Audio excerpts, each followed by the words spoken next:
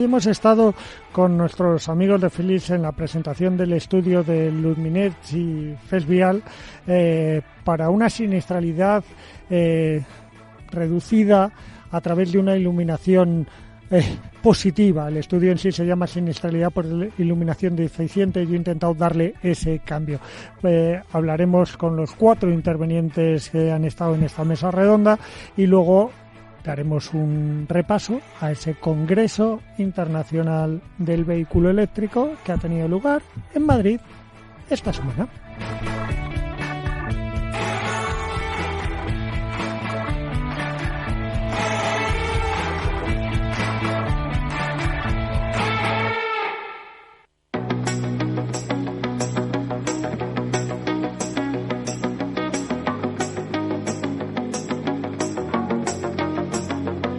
Estamos en la presentación del informe Efectos de la iluminación deficiente en la siniestralidad vial. Saben desde hace muchos años que les digo que hay 4 cosas en el coche que casi deberían ser delito no llevar bien. La iluminación, la batería, los amortiguadores y frenos y los neumáticos. ¿Por qué? Porque si eso no está bien, porcentaje de accidente altísimo. Bueno, pues junto con FESVial, Luminet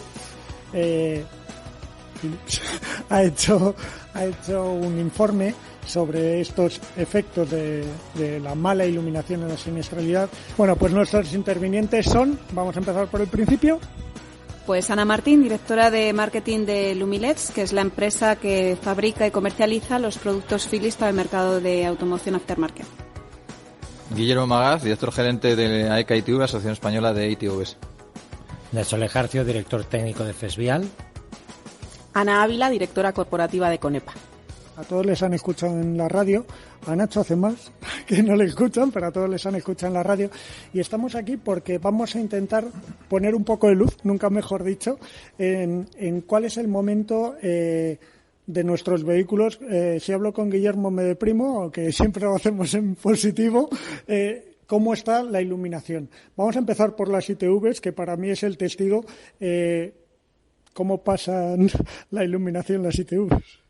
Bueno, los vehículos la pasan bien, el 81% de los vehículos aprueban a la primera, o sea, con lo cual es buena idea, ¿no? Pero sí que es cierto que los que se rechazan, entre el 25, rondando el 25%, es de forma histórica, siempre son vehículos que tienen problemas con la iluminación. Y ese además es el elemento que más defectos se detectan, ¿no? Cuando es el más sencillo de comprobar. Y bueno, es una realidad que los vehículos pues tienen problemas de iluminación.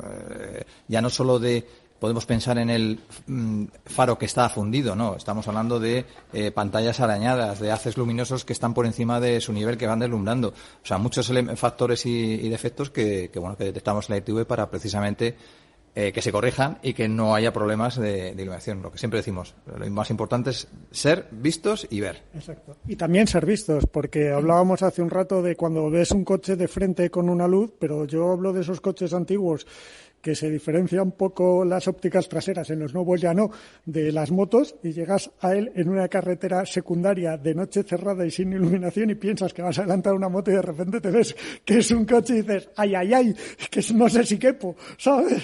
O sea, que hay muchas de esas. Nacho, sí. El estudio que habéis hecho con Philips, con Luminet, ¿hasta qué punto las circunstancias que se dan para un accidente son reiterativas a falta de luz? Bueno, pues la verdad es que son bastante reiterativas. De hecho, había muchos datos del estudio que nos acababan sorprendiendo, y quería destacar eso, incluso la predicción que habíamos hecho, es decir, oye, parece que si no hacemos nada en la próxima década, más de 6.600 personas. A mí ese dato me ha resultado apabullante. Claro, es decir, si tenemos esa media, es decir, creemos que tenemos que ir a trabajar y hacerlo. Es verdad que hay mucho por hacer, mucha política sobre el tema del alumbrado, como hemos dicho y tú sabes bien. Es verdad que los siniestros de tráfico a gran escala los tenemos resueltos y tenemos que ir cada vez a cosas más pequeñas, más micros, que intenten dar soluciones un poco al usuario, intentar, pues evidentemente, mejorar su seguridad vial y su movilidad. El desconocimiento, pues a veces hace que la economía, son muchas variables las que hemos comentado, pero aún así debemos continuar por compromiso, insistiendo desde el Lumileds, desde las ITVs, los talleres, desde el compromiso que FES Vial tiene como fundación en continuar trabajando en los diferentes componentes, y creemos que la iluminación es un elemento básico por los datos que hemos dicho y que debemos continuar avanzando en ello. Ana, ¿hasta qué punto los usuarios de vehículos más antiguos que visitan el taller para lo justo tienen conciencia de que la iluminación es uno de los factores claves? Porque cuando algo se te rompe es muy fácil ir al taller, pero cuando no se te rompe, aunque no veas nada, bueno, pues ahí ya estás aguantando. A ver, como han comentado, la edad del parque está influyendo mucho a la hora de que el usuario Guillermo me asustó en la última entrevista porque me dio un dato que yo a partir de entonces uso en todas las mesas redondas que presento, que es el año que viene más del 50% del parque tiene más de 15 años. Es que es un elemento, un dato fundamental a la hora de afrontar para un usuario dueño de vehículo qué va a hacer con su coche. Estamos viendo que a cuanta más edad del vehículo quizá le invierte menos dinero, pero de ahí el papel fundamental del taller de prescriptor de seguridad vial, que es el más cercano al usuario al fin y al cabo, y unido con las ITVs, pues que pasen por el taller para esas revisiones completas, en este caso faros, para que comprueben que realmente están cumpliendo, sobre todo para su seguridad vial y de los que tienen enfrente. O sea, estamos hablando de vidas. Entonces, el taller es el más cercano a él, para las dudas que le surjan y para aconsejarle. Entonces, que por favor que cumplan con su revisión y mantenimiento. En este informe hay un decálogo, al final luego hablaremos de él, pero a mí me resulta muy interesante cuando hablamos de cambiar la iluminación en los coches más antiguos. Yo quiero insistir en más cosas, no solo en los coches más antiguos. Las luces también pierden eficacia, los faros, las cubiertas de los faros se estropean, se amarillean y se pueden hacer cosas con ellos sin necesidad de no ver, ¿verdad, Ana? Se pueden cambiar, aunque no sean por LED, que ahora hablaremos de los LED porque hay muchas cosas, pero ¿qué hay que hacer? Sobre todo hay que ser conscientes de que no nos tenemos que conformar con la iluminación que nuestro vehículo y darlo como un hecho aislado y que es así y es inalterable. No. A nivel de iluminación, tecnológicamente y en las distintas tecnologías existentes, la halógena, que es la tradicional y que la que conocemos, ofrece distintas alternativas. Ahora ya estamos empezando, ¿no?, a dar el salto, sobre todo en la parte de aftermarket, a LED y otras tecnologías que han coexistido siempre, como han sido el xenón, que tienen más potencia lumínica. Lo que el usuario tiene que tener claro es que no tiene que pensar que la luz es la que es. O sea, hay posibilidad de mejorar y que esto no necesariamente tiene que ser un dañino contra su bolsillo, ¿vale? Sobre todo lo que tiene que dejarse asesorar o entender es que dependiendo del tipo de circulación, de uso que hace del vehículo, hay unas lámparas, tendrá unos requerimientos mayores o menores, siempre partiendo de un mínimo, que es el que pues es necesario para poder pasar correctamente una inspección. Pero claro, no es lo mismo si circulamos en vías urbanas, donde hay una iluminación ambiental o vial, que circular en carreteras secundarias de doble sentido, etc. Entonces, para todo eso existe una amplia cartera de posibilidades, de soluciones, y ahí pues el propio individuo, que estamos en la era de Internet, y cuando tienes un mínimo de interés llegas a la información, o obviamente el punto de contacto que puede ser el taller de confianza, tal cual, pues dejarse asesorar, porque lo que al final este estudio lamentablemente nos demuestra es que lo que nosotros sabíamos o intuíamos que pasaba, de hecho, de facto, es una realidad y es un porcentaje demasiado alto para tolerarlo. Entonces hay que ir poniendo remedio, y yo abogo a la responsabilidad individual, porque del resto de elementos de la vía no tenemos capacidad de influir en ellos, aunque a nivel como empresa y a nivel colectivo podamos hacer. Pero yo apelo al sentido de la responsabilidad individual de, oye, llevamos un vehículo, lo mínimo es mantenerlo y tenerlo en correcto estado. Nacho, ¿cuál ha sido el dato que más o que menos te esperabas de este estudio? Mira, los que menos me esperaba han sido aquellos accidentes, ¿no? Sobre todo aquellos que tienen una muy baja incidencia, 0,2%, pero una alta letalidad, que eran sobre todo aquellos que van relacionados con la conducta del vehículo, es decir, conducir o sin luces, o sin las bombillas o las luces reglamentarias, o deslumbrando, ¿no? Decíamos, bueno, tiene una incidencia como muy, muy, muy pequeña, ¿vale? En el total de este 36. Pero nos dábamos cuenta que luego el índice de letalidad se multiplicaba por 2, por 3, por 4. Cuando hay un accidente es muy grave. Efectivamente, es decir, por eso creemos que es muy importante destacar que hay algunos que la ocurrencia es muy pequeña, pero la letalidad, es decir, hay veces que hay 10 accidentes con 2 muertos y hay veces que hay 2 accidentes con 15 muertos.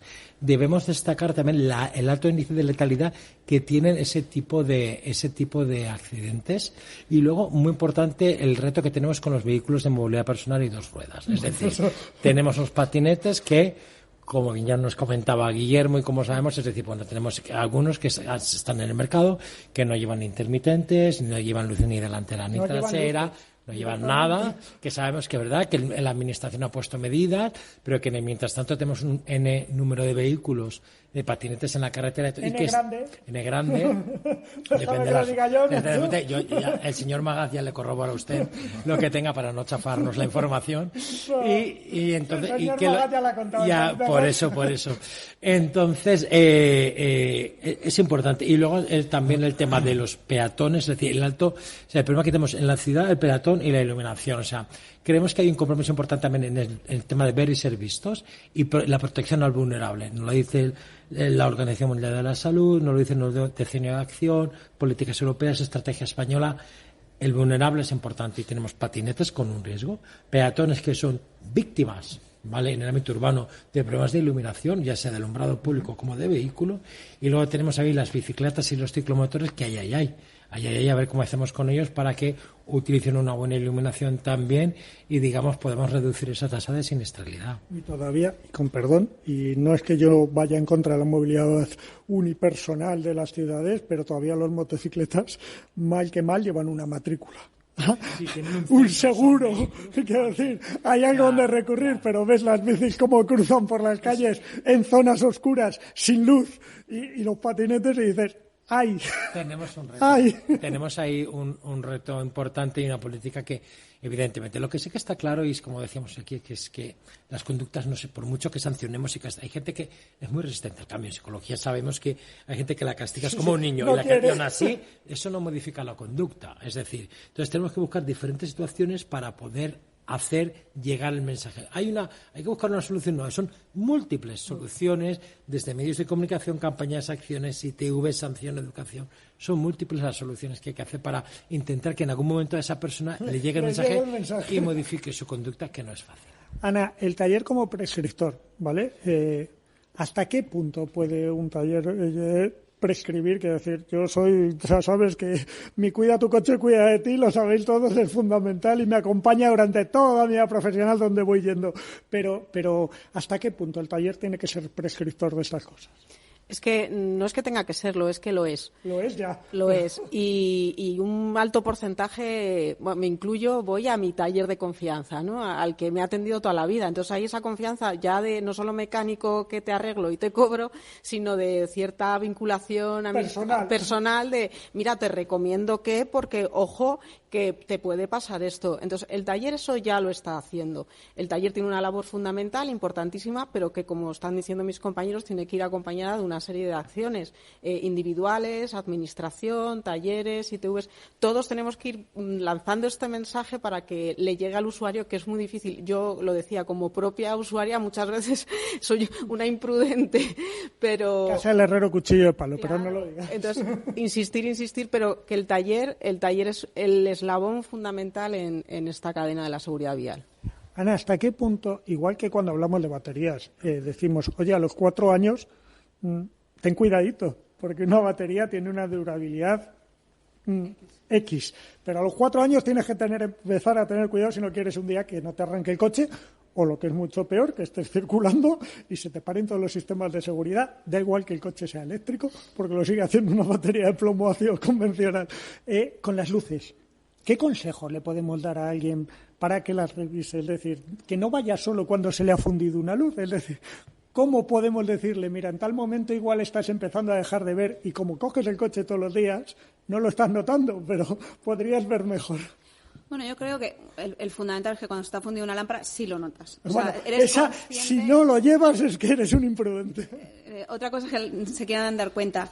Depende de la tecnología, obviamente, la duración es mayor o menor. Pero, por ejemplo, en una lámpara halógena, si vemos que un piloto o un lado se nos ha fundido, la duración es pareja. Entonces, si se ha fundido una, es cuestión de poco tiempo que la otra también lo haga. Es el momento de pasar por taller y cambiar siempre nuestras recomendaciones. Por favor, las dos. Cambiar las dos, por un motivo, porque por la duración nos vamos a evitar movimientos innecesarios.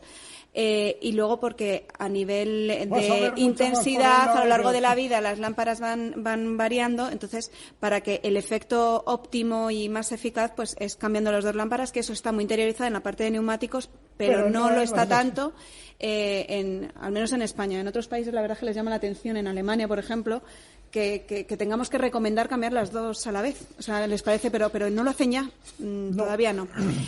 En lámparas, por ejemplo, de tecnología Xenon, si vemos que tiene un cierto aura así como rosácea, tirando como a violeta, que te da otros colores que ya no te está dando un warning de que se te van a fundir y lo mismo. O sea, quiero decir, pero al final la labor más segura es hacer un chequeo visual, porque a lo mejor en las faros principales es muy obvio que se está fundido una. Hay muchas luces en el coche. Hay mucho piloto en el coche y tenemos que recordar que es como nos comunicamos con el resto de usuarios de la vía.